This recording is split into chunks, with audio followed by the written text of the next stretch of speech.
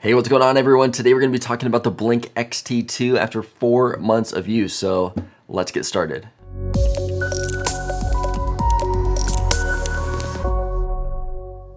So let's talk about some of the features that come on this camera. This thing has two-way audio, it boasts a 2-year battery life, and no monthly subscription fees, even though the recordings are being sent to the cloud. In addition to that, it has night vision and customizable motion detection. And this camera also boasts a 2-year battery life. Another cool thing about Blink being an Amazon company is that it works with all of their Alexa products. So you can link your Blink camera to the Amazon Fire TV, or if you have an Echo Show, and be able to see the footage on there. So with this camera, all of your footage gets recorded to the cloud.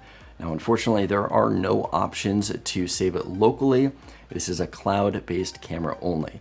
And with the free cloud storage, it only saves 7,200 seconds to the cloud, which is equivalent to about 2 hours of recording. So depending on how long your clip lengths are, you may not be getting that full year of backups. The XT2 also comes with two-way talk, which the original XT did not come with. So now you can communicate with the person on the other side of the camera through your phone by hitting and pushing down on the talk button. And then when you release it, you can hear the person on the other side. Let's jump in the app right now and we'll go through the features and settings. All right, so here we have the app loaded up. You can see right at the top of the screen here is the thumbnail of my camera. And going through the different functions here in the bottom left corner of that thumbnail, we can see the little movie camera. That is going to allow us to enable live view. Once live view is loaded up here, down on the bottom we have the ability to use the two-way talk. So pushing and holding that down allows you to talk to the person. You're gonna let the button go, and then you can hear the person respond there. If we close out of this, we notice in the other corner, the right corner of this thumbnail, we've got a little camera icon that will allow us to update the thumbnail for the camera that we're seeing. So say if it's nighttime, different time of day, if you want a different updated thumbnail, you can tap on that. That will update the image that you see here for that specific camera. Down in the very bottom left corner, we can tap on the icon and see our connection to the cloud, see that we're online, our firmware, information like that. Back out of here, in the very bottom right corner, we can arm and disarm our entire system that way with that toggle there. If we go up to the very top right, we see the folder up in the top right corner and a little yellow dot, meaning that there is footage that we have not viewed yet. So taking a look here, you can see that I've been in the backyard a lot this morning playing with the kids, and we've got all the footage here. One thing that I am not a fan of is all of the little yellow dots. To get rid of those and indicate that you've seen them, you have to actually tap on each one of these here to indicate that you have viewed the footage. I wish that you could just do a clear all, so that way you're not having to look at all these little yellow ones. But if we look at the top, we see our storage. We're at 42% right now, and there's the arrow, the drop down. This is the auto delete after a certain amount of time. By default, I believe mine was at 30 days. I did switch mine to a full year. So we can go ahead and back out of here. Right above the thumbnail for this camera, you can see that it's named backyard. And then to the right of that, we can see the icon of the little guy running here. That icon is a toggle for us to toggle motion detection on and off. So if you don't want motion detection on, you can tap on that to turn it off.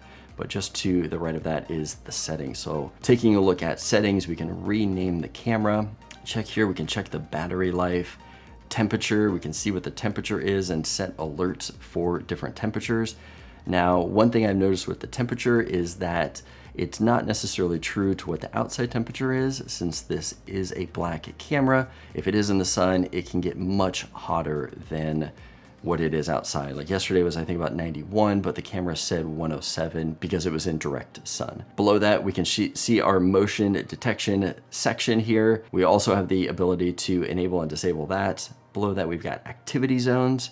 So here in activity zones, we can gray out certain areas, say where there's bushes and trees that keep triggering the camera that we don't want. We can turn it off there, and then we can click on advanced at the bottom, and that's really gonna zoom in and allow us to really get a specific area that we want to. So if we back out of here, I'm gonna turn these areas back off. You can update the photo and then reset your zones also. If we take a look at the retrigger time, I've got mine set for 10 seconds, sensitivity to 4, and clip length at 15 seconds. So if you go anything over 15 seconds, you're gonna start getting warnings about battery life. So I just keep mine at 15. You can also check a box if you wanna go up higher than that to end the clip early if motion stops. Below that, we've got IR illuminator. Now this is gonna be your night vision. I've got mine set to auto and the intensity to low. I found low actually works the best for me. So I've got that set to low. Below that, we've got audio for a two-way communication. I've got my speaker enabled and my speaker volume about halfway there. And then video quality, we've got the saver, best, and enhanced. So saver is really gonna save on battery life. If we go up to best here, best is what the recommended is for the 2-year battery life. I also noticed that best is only 720p resolution.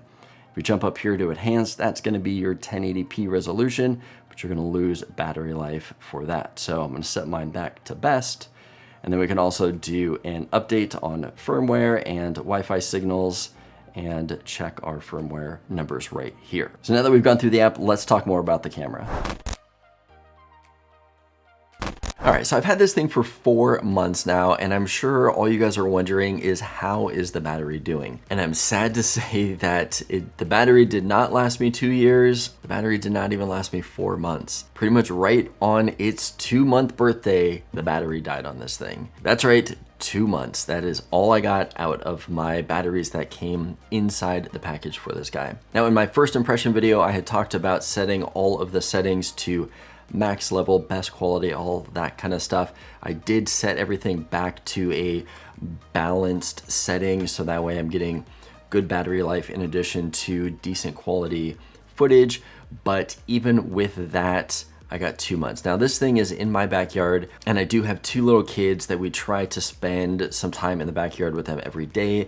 So it may be in a more active area than you would typically have it in, but I will say that I was a little disappointed that it only lasted the 2 months. So one thing I found out when we're replacing the batteries in this camera is that it doesn't just take normal AA alkaline batteries. It specifically takes AA lithium batteries. I did some research. I actually reached out to Blink's customer service to find out what the difference is and why it has to be that. They said it's not only for the ability to get the extended 2-year life out of these. I guess if you have alkaline, from what I was reading, you're only gonna get a few weeks to maybe a month out of alkaline batteries, but also people have reported, and Blink said themselves, that using just regular AA alkaline batteries could damage the camera. So keep that in mind and try to get these lithium batteries if possible. Also, they say no rechargeable batteries. So AA 1.5 volt lithium batteries for this guy. So another thing that I wanted to bring up with these cameras, and something that I had talked about in my previous video, is that inside the back of the camera here, there is a micro USB port. Now, I wasn't sure what that was for, but I looked it up, and this actually is to allow you to keep the camera plugged in at all times. So if you don't want to run off battery, you can plug in a micro USB into the back here, run that to power, and just keep this powered at all times.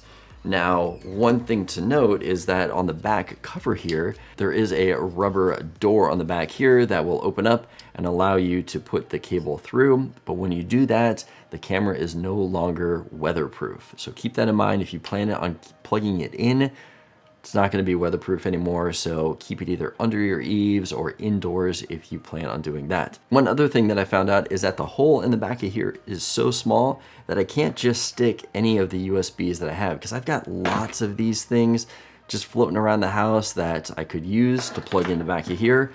But I, as of right now, don't have any that specifically fit into that little hole, which is kind of annoying. But for me, I'm not going to be using this as a permanent plug-in. Just kind of nice to have, and something that I wanted to mention to you guys if you're planning to keep this plugged in. They do say that Blink sells their own version, which I'm sure perfectly fits in there and is designed that nothing else will, so you have to buy theirs. But anyway, that is something that I wanted to mention with this camera also. Okay, so I wanted to come out here and show you guys what the night vision looked like. This is on the lowest intensity, which I found to be best for this camera.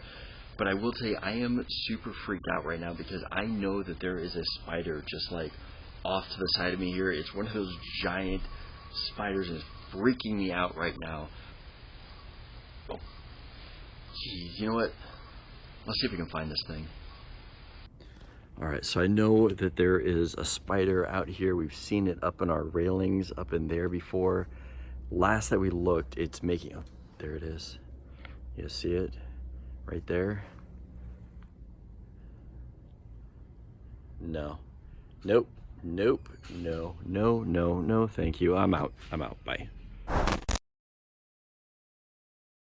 I wanted to test this camera compared to a few other cameras to see how the audio and the video stacked up against cameras that are similar but more expensive. So let's take a look at that footage right now.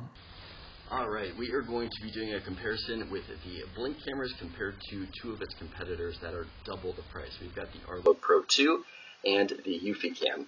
What I wanted to do in this test is I wanted to test the audio, so this is going to be the audio test between the three cameras. And I also wanted to do a contrast test. That's why I'm in the shade. We've got sun over here to see what the difference is going to be with the picture quality compared to sunlight and shade. I've also set all of these cameras to their best performance, meaning that they're going to have the best balance of battery life and video on here. So these aren't all maxed out at the best quality. This is probably more likely what you would be using in a normal basis with these cameras. So now that you guys have seen the comparison, what do you think? How does it stack up compared to its competitors? Now for only $100, this thing is solid. If you're looking to get a security camera but don't want to break the bank with a $5,000, $6,000, $7,000 system, I think this is a perfect solution for you. Now keep in mind the batteries didn't last as long as advertised, but it always depends on the environment that you're in. For me, in my situation, I was in a very highly active environment. You may not be the same, so you may be getting much more time out of the battery that I did. With all that said, I don't think you can go wrong with this camera at this price point. Leave a comment below, let me know what you guys think about it. If this video is helpful for you, give it a thumbs up. Let me know that you liked it. As always, don't forget to subscribe for more content like this, and I'll see you guys in the next video.